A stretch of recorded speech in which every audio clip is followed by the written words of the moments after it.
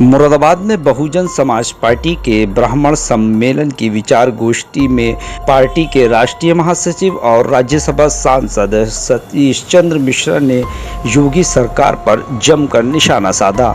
उन्होंने प्रदेश सरकार पर ब्राह्मण समाज के लोगों का एनकाउंटर करने का आरोप लगाते हुए कहा कि सरकार ब्राह्मणों को मार रही है। सतीश चंद्र मिश्रा ने ये भी आरोप लगाया है कि यूपी सरकार अब मंदिरों से ब्राह्मण समाज के पुजारियों को बाहर निकालने की साजिश रच रही है। भाजपा ने गुरु पूर्णिमा से पूरे प्रदेश के मंदिरों पर कब्जा करने के लिए मठ के लोगों को छोड़ दिया है।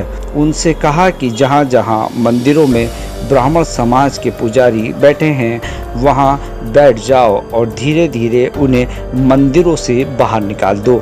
साथ ही राष्ट्रीय महासचिव ने भाजपा नेताओं को धर्म के ठेकेदार बताते हुए उन्हें सबसे बड़ा अधर्मी बताया। वहीं कुंदर की विधानसभा सीट से टिकट की दावेदारी पेश कर रहे हाफिज मोहम्मद वारिस ने कहा कि पार्टी अगर मुझे एक मौका देगी तो जनता से जुड़े मुद्दे मेरे लिए अहम रहेंगे और उन्हीं का समाधान करने का प्रयास करूंगा।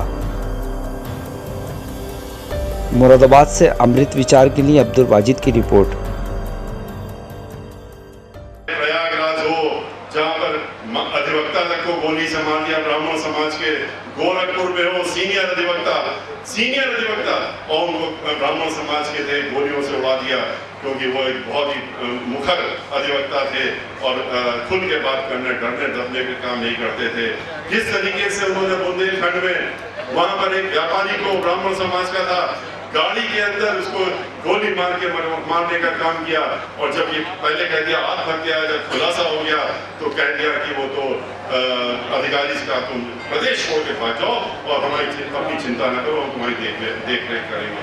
किस तरीके से लखनऊ में हिंदू समाज का जो अध्यक्ष था, हिंदू सभा का अध्यक्ष था तिवारी, उसको उन्होंने गोलियों से मार दिया गया। किस तरह से एनकाउंटर में एक नहीं पांडे लखनऊ में जो अपने माता पिता का इलाज करवा रहा था उसको ले जाकर के उठा करके उन्होंने कंटोनमेंट में गोलियों से भूनने का काम कर दिया और कहा कि हमने एनकाउंटर में मारा है। एक दो एनकाउंटर किए हो तो आपको बताया जाए 16.5 वर्ष के एक लड़के को उन्होंने कानपुर के बिकरू कांड के नाम पे उठा करके ले जा करके और गोलियों से भूनने काम किया। हरियाणा से उठाया और लखनऊ में जाके मार दिया। तो उत्तर प्रदेश में ले जाके उन्होंने गोलियों से भूनने का काम कर दिया। हमारी पार्टी ने जो ये ब्राह्मण समाज के सम्मेलन शुरू किए हैं माननीय सतीश चंद्र मिश्रा जी ने, इसके बाद में हमारा यानी दलित और पिछड़े समाज के सम्मेलन शुरू होंगे।